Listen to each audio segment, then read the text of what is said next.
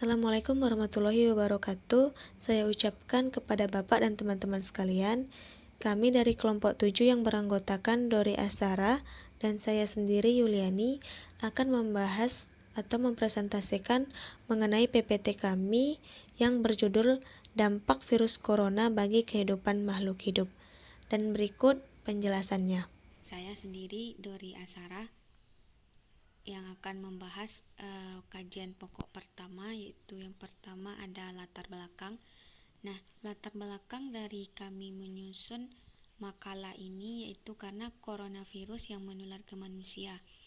Virus ini dapat menyerang siapa saja, baik itu bayi, anak-anak, orang dewasa, bahkan orang lanjut usia sekalipun. Nah, virus ini disebut dengan nama lain yaitu COVID-19 atau COVID-19 dan pertama kali ditemukan di kota Wuhan, Cina pada akhir Desember 2019.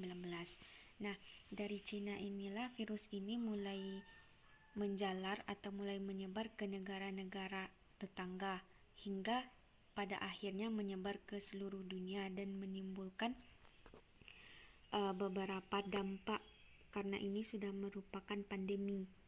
Tidak lain juga pada negara Indonesia.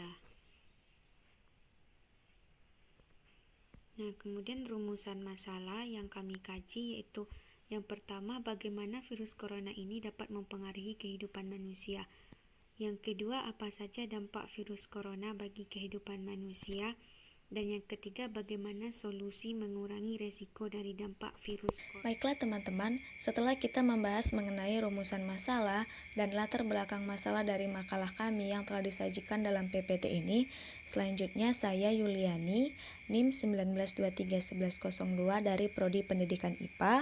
Di sini saya akan membahas mengenai laporan terkait virus corona jenis baru.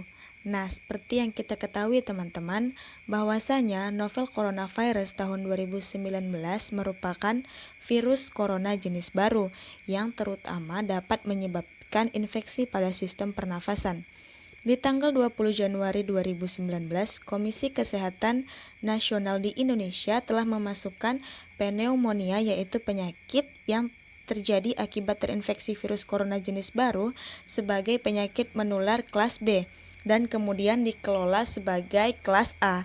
Dan pada saat yang sama juga, penyakit tersebut ditetapkan sebagai penyakit menular karantina yang ditetapkan dalam Hukum Kesehatan dan Karantina Perbatasan Republik Rakyat Cina. Dan pada tabel di samping kita dapat melihat bahwa mulai dari tanggal 20 Januari 2019 sampai tanggal 9 Februari 2019 telah terjadi peningkatan kasus terkonfirmasi dari terinfeksi virus corona jenis baru ini. Selanjutnya pada slide ini saya akan membahas mengenai apa itu virus corona jenis terbaru dan seberapa bahaya virus tersebut menginfeksi tubuh manusia. Nah, virus corona atau coronavirus adalah istilah umum untuk jenis virus yang sangat umum yang ada secara luas di alam. Namun tentunya virus ini dapat menyebabkan seseorang terinfeksi corona.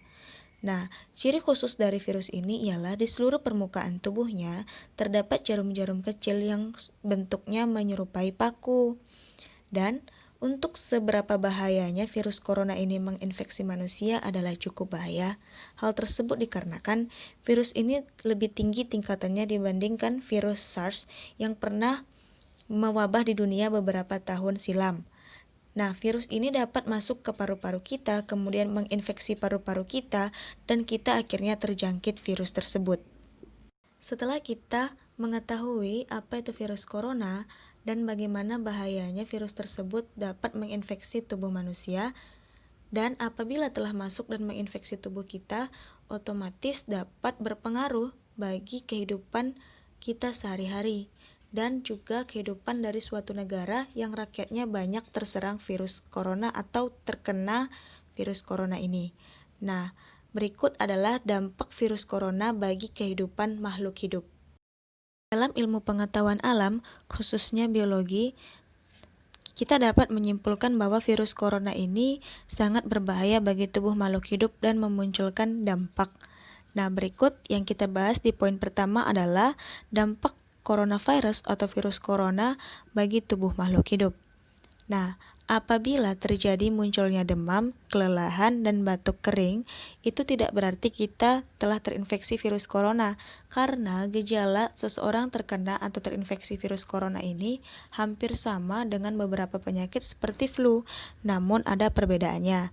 Perbedaannya bila terdapat gejala infeksi saluran pernafasan akut seperti demam di suhu ketiak yang lebih dari 3 atau lebih besar dari 37,3 derajat Celcius, kemudian diikuti dengan batuk, sesak nafas, dan riwayat perjalanan atau tempat tinggal ataupun pasien yang pernah terkena demam dan gejala pernafasan dari virus corona ini, dan kemudian dalam waktu 14 hari sebelum di onset, atau jika ada klaster atau penyakit skala kecil, itu harus diperiksa dan kita harus melakukan tes swab. Dikhawatirkan bahwasanya kita telah terinfeksi virus tersebut, dan tes swab atau rapid test juga dapat meminimalisir kita agar kita lebih mengetahui apakah kita terkena virus tersebut atau tidak, dan itu bertujuan untuk memastikan. Nah, bila seseorang telah dipastikan terkena virus corona tersebut, maka selanjutnya adalah pemberlakuan karantina terhadap pasien tersebut hingga dia sembuh. Nah, di sini dapat terlihat bahwa virus corona ini memiliki dampak buruk bagi tubuh makhluk hidup. Nah, sistem imun dari makhluk hidup yang terkena virus corona ini, misalnya manusia, akan semakin menurun.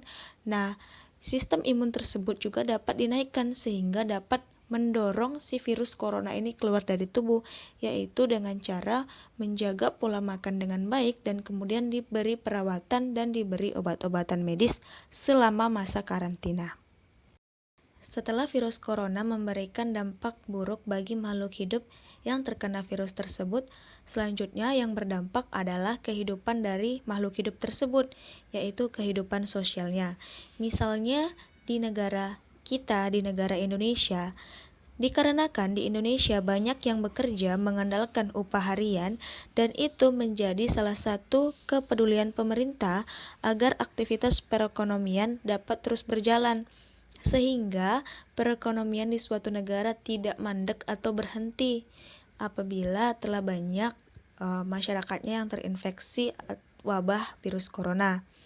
Nah, untuk itu pemerintah menghimbau kepada masyarakat untuk melakukan pembatasan interaksi sosial atau social distancing terkait dengan penyebaran COVID-19. Nah, ini pasti berdampak bagi kehidupan sosial dari makhluk hidup yang terkena virus corona tersebut atau tubuh manusia yang terkena virus corona tersebut. Karena manusia yang telah terinfeksi virus tersebut tidak mungkin berada dalam lingkungan yang orang lain di sekitarnya itu belum terinfeksi, karena itu dapat berbahaya dan dia dapat menyebarkan virus tersebut, sehingga orang yang telah terkena virus corona harus segera dikarantina dan dirawat agar sembuh dari virus tersebut. Selanjutnya adalah dampak virus corona bagi pendidikan atau bidang pendidikan. Nah, akibat dari penyebaran virus corona atau COVID-19 yang tidak terkendali dan terus mewabah ini, maka pemerintah pun mengambil langkah untuk meliburkan para pelajar dan mahasiswa sampai waktu yang telah ditentukan atau menunggu hingga wabah virus corona ini berakhir. Nah, para pelajar tersebut tidak semata-mata hanya diliburkan saja, namun mereka juga telah diberikan kewajiban untuk belajar di rumah, sehingga mereka telah diberi tugas rumah dan memudahkan mereka untuk belajar mandiri. Juga mereka telah mengikuti belajar online.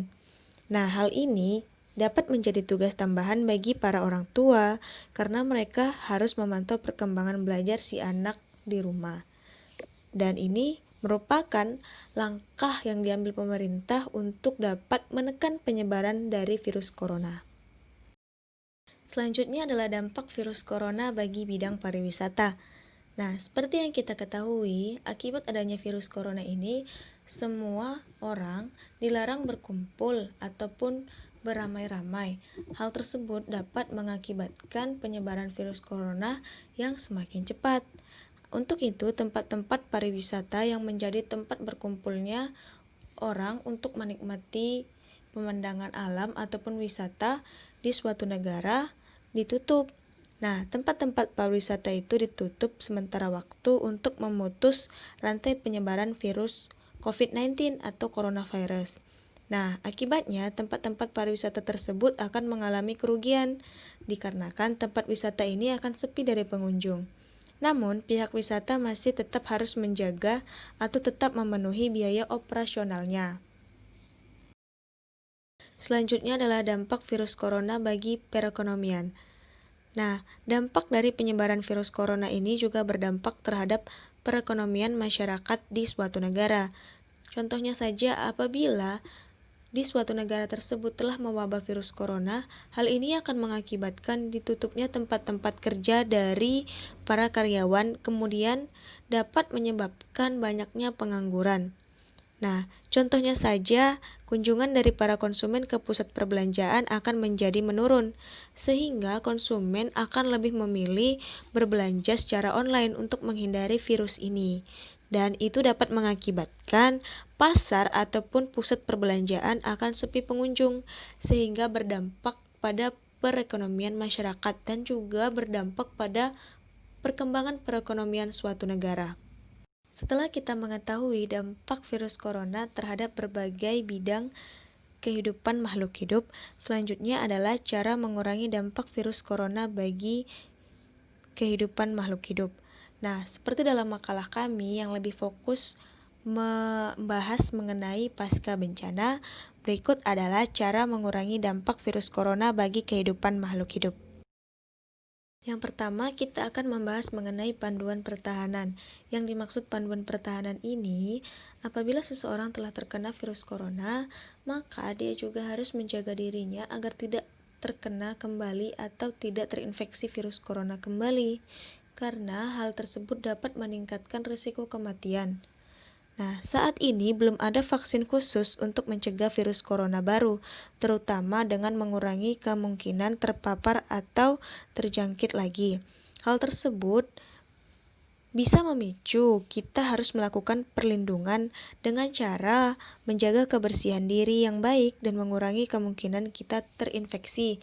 Dan ini dapat kita terapkan dengan menerapkan pola hidup bersih dan sehat. Selanjutnya, kita akan membahas mengenai langkah-langkah yang dapat kita lakukan untuk mencegah kita agar tidak terinfeksi virus corona. Yang pertama ialah dengan menjaga kebersihan. Nah, menjaga kebersihan tangan dengan cara mencuci tangan menggunakan air mengalir atau menggunakan pembersih tangan bebas alkohol dan dapat menggunakan disinfektan bila kita perlu menggunakannya. Yang kedua, tutuplah hidung dan mulut dengan tisu dan juga melakukan fleksi siku saat batuk dan bersin agar partikel batuk ataupun bersin kita tidak menyebar. Nah, kemudian yang ketiga ialah dengan menjaga sirkulasi udara dalam ruangan agar sirkulasi udara dalam ruangan tersebut lancar dan selalu memakai masker bila di tempat umum dan di tempat keramaian. Sebagaimana telah dijelaskan sebelumnya, bahwa untuk menghindari kita agar tidak terinfeksi virus corona, kita harus menggunakan masker. Nah, sebaiknya kita harus menggunakan masker N95 ataupun masker bedah, karena pada masker ini terdapat filter penyaring debu dan udara-udara luar masuk, sehingga lebih terjamin. Nah, untuk masker bedah, kita harus pakai selama diagnosis ataupun perawatan untuk melindungi diri dan orang lain. Dan juga hindarkan pergi ke tempat-tempat umum yang tertutup, pengap, dan tempat keramaian, dan selalu gunakan masker. Sebelumnya telah dijelaskan adalah untuk menghindari kita agar tidak terinfeksi virus corona ialah dengan menjaga kebersihan diri. Nah, dapat kita lakukan dengan hal sederhana yaitu dengan mencuci tangan. Nah, cucilah tangan menggunakan sabun dan air mengalir.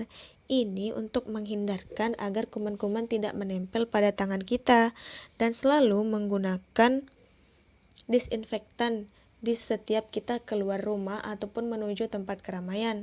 Karena itu dapat meminimalisir kuman ataupun bakteri menempel di tangan kita dan terbawa saat kita pulang ke rumah. mencuci tangan sangat diperlukan.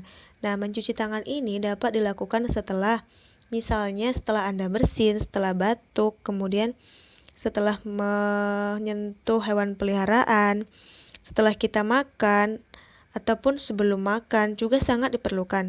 Dan setelah kita dari toilet, setelah kita keluar rumah, saat kita masuk ataupun sebelum masuk rumah, sebaiknya cucilah tangan terlebih dahulu.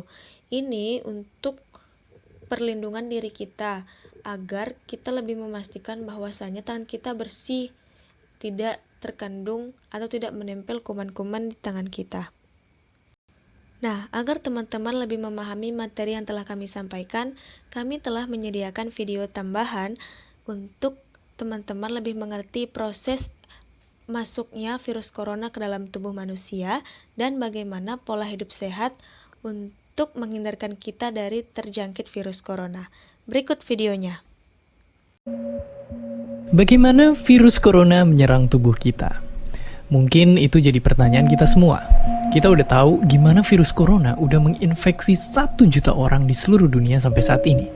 Tapi yang mungkin belum banyak kita tahu, sebenarnya gimana sih virus ini nyerang tubuh kita? Mengapa infeksi virus ini bisa mematikan? Semua dimulai dari sini. Ketika virus corona masuk ke tubuh kita lewat percikan batuk atau bersin orang yang positif, baik secara langsung atau waktu kita nyentuh benda yang udah terkena percikannya dan gak cuci tangan setelahnya. Kalau udah gitu, si virus masuk lewat saluran pernapasan dan bergerak terus menuju sasaran utamanya, paru-paru.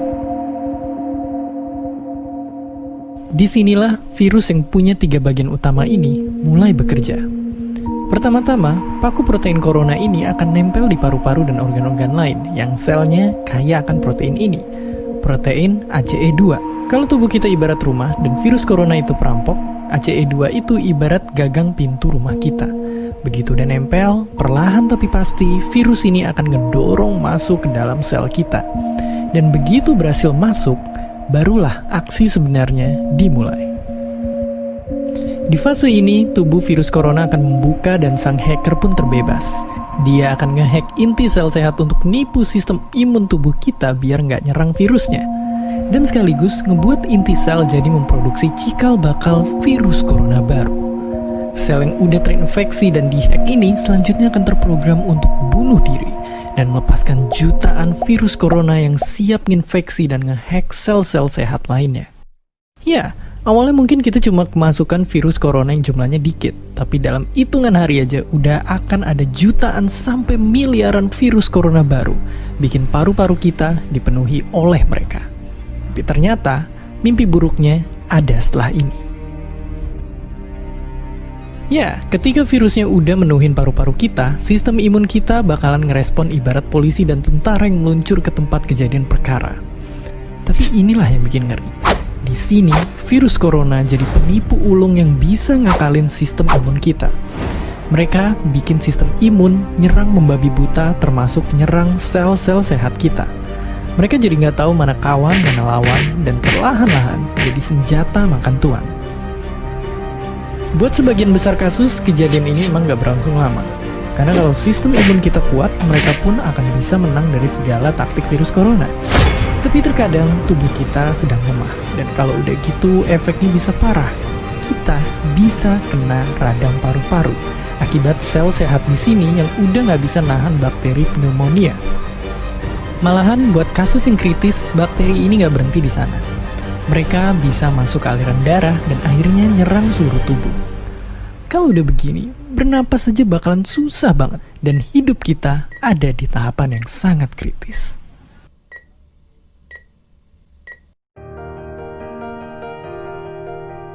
Ya, mungkin dengar fakta-fakta barusan bikin kita takut dan khawatir. Tapi ingat, kita pun punya cara buat memperkuat daya tahan tubuh kita. Makan makanan bergizi. Ya, bukan lagi sekedar 4 sehat 5 sempurna, tapi ikutilah pedoman gizi seimbang yang bisa ningkatin imun tubuh kita. Virus corona bisa parah kalau kita emang sakit. Tapi kalau tubuh kita sehat, kita punya harapan untuk bertahan. Dan seperti biasa, terima kasih. Sekian presentasi dari kelompok kami teman-teman. Dan apabila ada kesalahan dalam penjelasan, baik itu dalam tutur kata dan penyampaian materi, kami mohon maaf. Wassalamualaikum warahmatullahi wabarakatuh.